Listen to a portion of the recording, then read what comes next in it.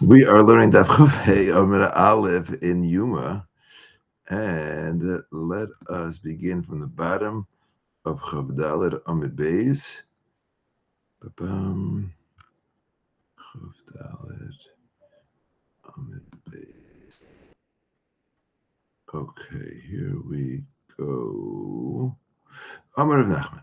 So we have brought a machlekes between Rav Sheshes and Rav Nachman, whether the Payis was done by Big Day Chol or by Big Day Kodesh. And they each one had svara. Rav Nachman's svara was if they're going to do it in Big Day Kodesh, then someone who just decided he wants to do the Avodah, he'll just go and do it because he's wearing his clothes anyway, his Big Day Kodesh. And Rav Sheish is like, we're concerned that they're going to do a Big Day Chol. So once a Kohen wins, he's going to run and do the Avodah, and we don't want him to do a Big Day Chol. So let's have them in Big Day Kodesh first. So Rav Nachman, besides my svara, I actually have a source for what I'm saying. Rav Nachman. Mina minolai. From where do I get this from? Did not have a Mishnah. Mishnah says, Mesurin lechazonin v'hi mafshitin oisan es bigdayin. After they won the Payis, so then they were given over to the chazonin. That's what it sounds like. V'hi mafshitin, I say. They would undress them as bigdayin. They take off their clothes. And they would only leave them in their mechnasayim. So what do we see? My love, top of Chavim Adal. My love, boys and Shizach Payis. Aren't we talking about people that were zeich in the Payis? So you see that they were wearing their Big Day Chayil, and now they're changing to the Big Day Kodesh after they won the Payis. Okay, that's where he has his raya. This is what Rav Sheshes explains as Mishnah is referring to Lai boys and Shalai Zachal Payis. This Mishnah is talking about people who were not victorious, did not win the Payis. And Hachinam Mistav, this actually makes more sense.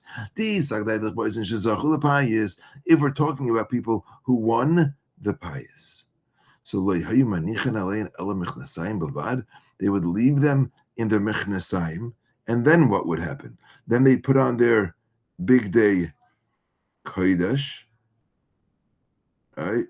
Then they'd put on their Big Day Kodesh, and then they would take off their mechnasayim of chayil and put on mechnasayim of kodesh. So it ends up the last thing they're putting on of kodesh is their mechnasayim. But you learned in a brisa, the first thing you put on of the big kodesh were the mechnasayim. Talmud Leimer, we learn from mechnasay bad yol basari. The mechnasay bad, your pants are the first thing on the basar. So those are the first things you're wearing. So that seems to imply that they were wearing. So what's that means? You got them. These were people who did not win the Payis, and now we're talking about those who were not zeicha in the Payis.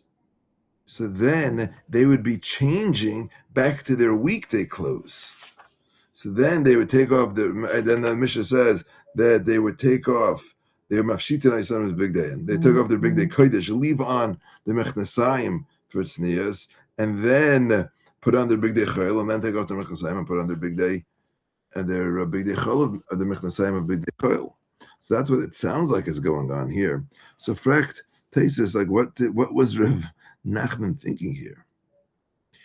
So the Gemara is v'idach, meaning what does Rav Nachman hold? Holei kasha, hochi katani, ad sha'uida naleyan bigdei chol malbishan uisan michnesei kodesh, v'yimafshitin uisan bigdei chol v'hermenichan el michnasayim bavad. Meaning, the process was, according to Rav Sheshes, the way he reads this, is that first they'd put on their michnesei kodesh. That's the first thing they would change.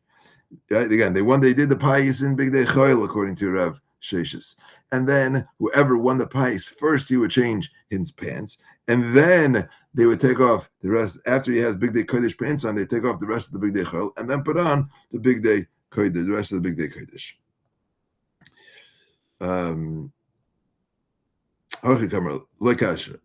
While I still had he put on his big day his kodesh pants. Then he would take off the big day chayil. He'd only be wearing his big day kodesh. Okay, this is the source for Rav Nachman. Now the kasha we were back to ask, tractation on top of the page. Tema hamaisi Rav Nachman, my maisi Rav Nachman mehacha given to Rav Sheshes matzi dachile. Like why did Rav Nachman? Like why did Rav Nachman? Why did Rav Nachman bring this in the first place? It's so easy to push off. The Adirabba. Tevei yesh raya l'Rav Sheshes mikan mitgamar Hakinam Mistavra. The Hakinam Mistavra was like Rav Sheshes, not like Rav Nachman. Oh, says the Gemara. Rav Nachman itzrich l'shinui b'deichik. He had to answer b'deichik. So why was he thinking that this was a geshmak raya? Yesh laimar mishum de le'el mina ayri b'zeichin ba'avoda. Before that, in the Mishnah, was talking about someone who was zeich in the avoda. The Ketani Rav Elazar ben Yaakov Oimer. Hamala ivarim lakevesh, humala al gava mizbeach. V'hadar katani mesurim lachazhanim. V'enu nami dekam Rav Sheshes besamach mena aminalei v'lei maisim yehada hacha dekamer ihu gufei hachinam mistavra alo mehalak l'mashim mina dedaika kamar. So the reason why this Mishnah would have been a raya is because it's talking about someone who was zeich in the Payis. That's why Rav Nachman thought that the Pashas was talking about him. And Taisus says they even have a raya. Rav Sheshes didn't want to bring this Mishnah as a raya because it could really go either way. And that's the Maskana of the Gemara. We don't have a raya really from this Mishnah either way. Okay, now the Gemara wants to know where did Rav Sheshes come off saying that we're talking about big day, that they did the Payis in big day, in the big day Kodesh. Zok the Gemara. I'm Rav Sheshes. Mino aminalei. So where am I coming from? The Tanya. I have a brisa. Brisa says Lishkas Hagazis. The Lishkas Hagazis was an office that is where the Sanhedrin sat in the Lishkas Hagazis. That was on the southern side of the Beis HaMikdash, on the Azara part, right? So on the more eastern part, western part of the Beis HaMikdash complex, and it had a domed roof. Kamay Basilke Gedela, he said, had a high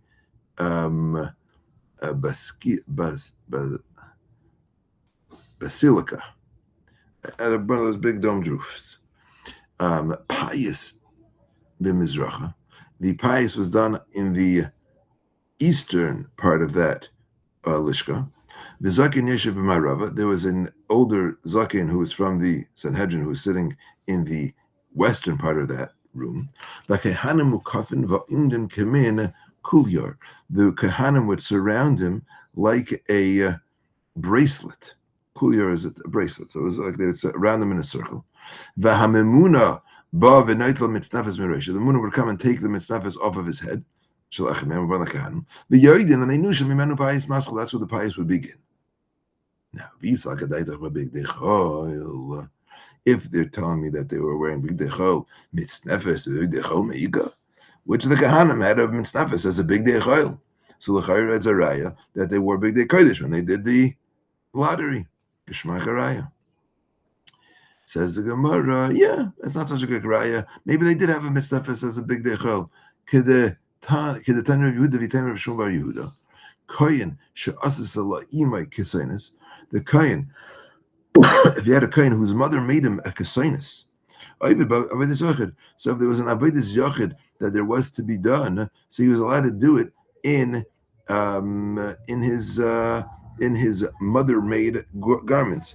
Rashi said that the moms of the Kohanim would like to adorn their children in beautiful big day kodesh, in beautiful begadim that were made in a similar fashion to the big day kodesh. Now they couldn't actually wear it when they were doing the avodah, but certain avodas and avodas achad they were allowed to wear it for that. Where'd that Rashi go? Yeah, because the Tanya of Shmuel Yehuda lakamam beperagim. I'll show you. They'd make from their own money. They'd make their children kamin b'idei kahuna, laharis tiferes ishran, to show their wealth, v'noy and their v'nei malachtan and their beautiful handiwork, or what they're able to make. The kamahin muhudaris mitzvahs and how much they love to make mitzvahs beautiful. The Tani koyin sha'asasa loy imay kesainis. The I gotta go back to my.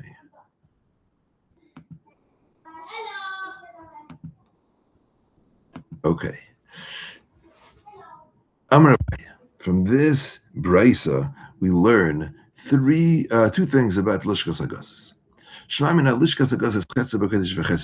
I can see from this brisa that the lishkas hagazis was halfway in the kodesh and halfway in chol. There had to be two doors to the lishkas hagazis. One was open to the kodesh, and one open to the chol, to the not the Beis HaMikdash. Why so? The is if you would think the whole thing was in the Kodesh, Zakin Yeshiv Marava, the Brisa said that the Zakin was sitting. How could he be sitting if he's in the Kodesh? The only one who can sit in the Azar is a Melech, a descendant of David HaMelech. And if you tell me the whole thing was B'choil, Payis of Mizracha, how could you do the Payis in the eastern part of that room? You need to do the Payis in Kodesh. Why is that? Because we learned before. Why did they do a Payis? So many lotteries. But we want there to be noise in the base Elikim, which is Kodesh. But lucky you wouldn't have that if it was on Choil. So I see that half was in Kodesh, half was in Choil. Okay, what about the other thing that there was a door opening to each one? If you're going to tell me that there was a Pesach, there was only one door and it opened to the Kodesh, so then Zakin Yoshev b'marav, how could the Zakin sit? If you have an office that is built in Chol, but it opens only to Kodesh, Teichen Kodesh, it goes bust the Pesach, it goes where the doorway is. And if you're going to tell me that it was only open to the Chol, so then how could you have a Payis? If you have something built on Kodesh property and it opens to only to Chayil, then Teichen Chayil goes bust to the Pesach. El Lav Shema Minav Shnei Pesachim Hayil must have had two Pesachim, two doorways. Echad Pesuach LaKodesh, the Echad Pesuach LaChayil. Gewaldig.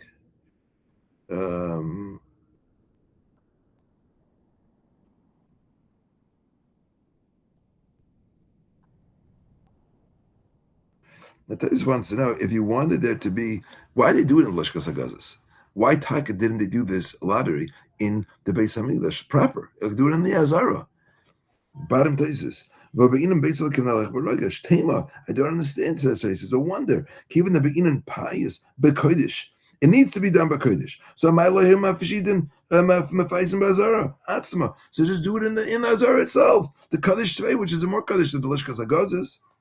If you want to get Beis Lakim Nalech Barogish, so then do it in the Azara. That's how you picture it until you learn this brisa. Listen to this. Then Kivan didn't tell Mitznaf to Shalach and since one of them had to remove his hat. It was a disgrace to stand in the Azara without a hat on.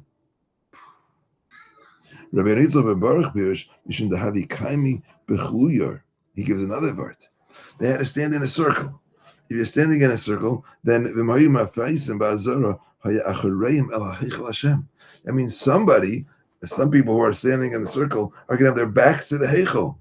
You can't stand in the Beis HaMikdash like that. Wow, two big words there in Taisus about being covered for Beis HaKnesses, covered for a shul, covered for the Beis HaMikdash, not to have a hat on in the Beis. I mean, that's like mamish embarrassing. Is it din in a hat or din in just not being in your full uniform or having your back to the heichel?